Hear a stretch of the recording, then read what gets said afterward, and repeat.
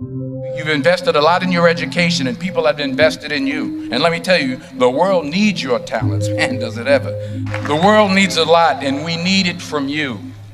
We really do. We need it from you young people. I mean, I'm not speaking for the rest of us up here, but I know I'm getting a little grayer.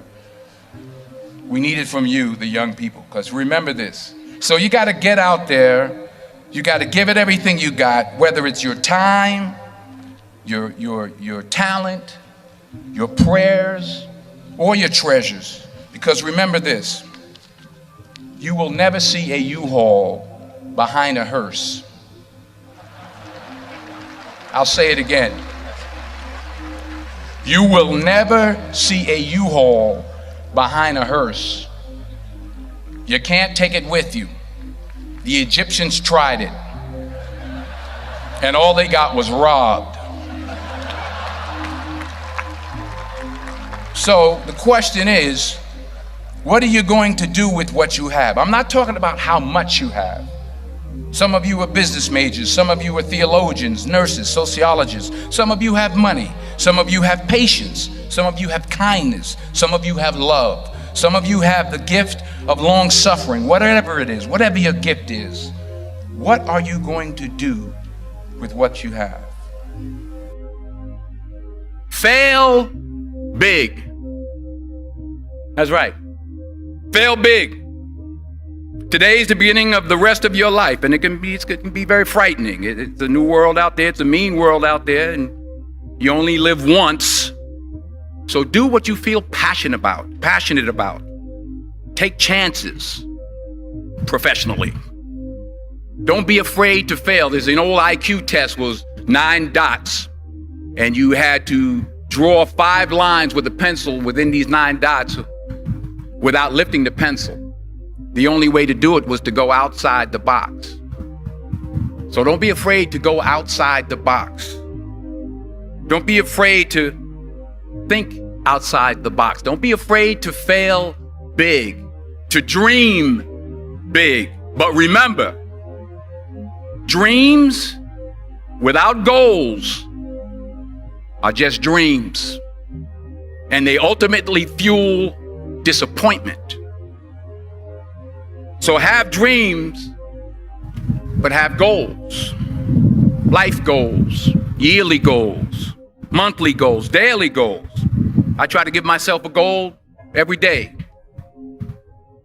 Sometimes it's just to not curse somebody out. Simple goals, but have goals. And understand that to achieve these goals, you must apply discipline and consistency. In order to achieve your goals, you must apply discipline, which you have already done, and consistency every day, not just on Tuesday and miss a few days. You have to work at it every day. You have to plan every day. You've heard the saying, we don't plan to fail, we fail to plan. Hard work works. Working really hard is what successful people do. And in this text, tweet, twerk world that you've grown up in, remember, just because you're doing a lot more doesn't mean you're getting a lot more done.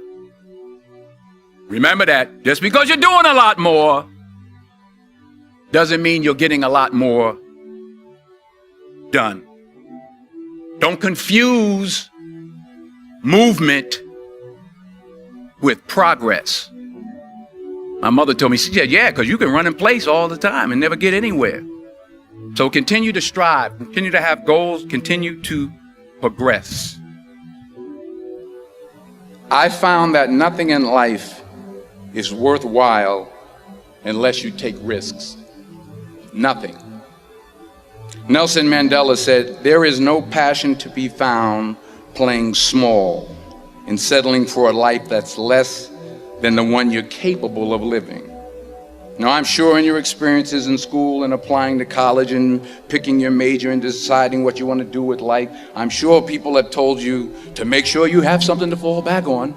Make sure you got something to fall back on, honey. But I never understood that concept. having something to fall back on. If I'm going to fall, I don't want to fall back on anything except my faith. I want to fall forward. I figure at least this way I'll see what I'm going to hit. Fall forward. This is what I mean. Reggie Jackson struck out 2,600 times in his career, the most in the history of baseball. But you don't hear about the strikeouts. People remember the home runs. Fall forward. Thomas Edison conducted 1,000 failed experiments. Did you know that? I didn't know that. Because the 1,001st was the light bulb. Fall forward. Every failed experiment is one step closer to success. You've got to take risks, and I'm sure you've probably heard that before, but I want to talk to you about why that's so important. I got 3 reasons, and then you can pick up your iPhones. First, you will fail at some point in your life. Accept it. You will lose. You will embarrass yourself. You will suck at something. There's no doubt about it. And I know that's probably not a traditional message for a graduation ceremony, but hey, I'm telling you, embrace it, because it's inevitable. And I should know.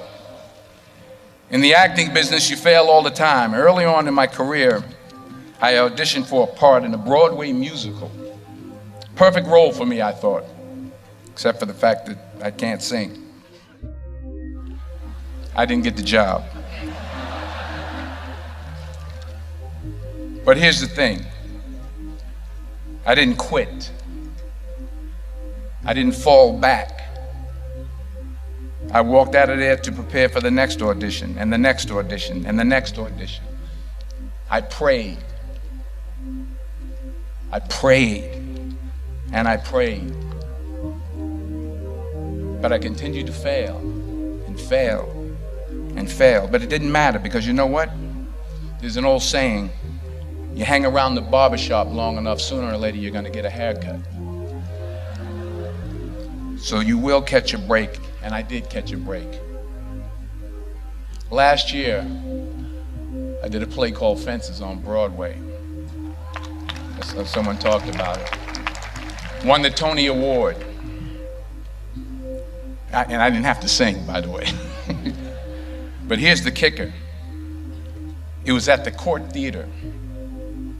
It was at the same theater that I failed that first audition 30 years prior.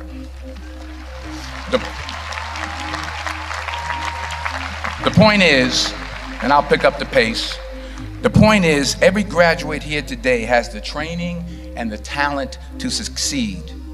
But do you have the guts to fail? Here's my second point about failure. If you don't fail, you're not even trying. I'll say it again. If you don't fail, you're not even trying. My wife told me this great expression.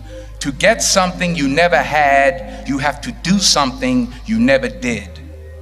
Les Brown's a motivational speaker. He made an analogy about this. He says, imagine you're on your deathbed, and standing around your deathbed are the ghosts representing your unfulfilled potential.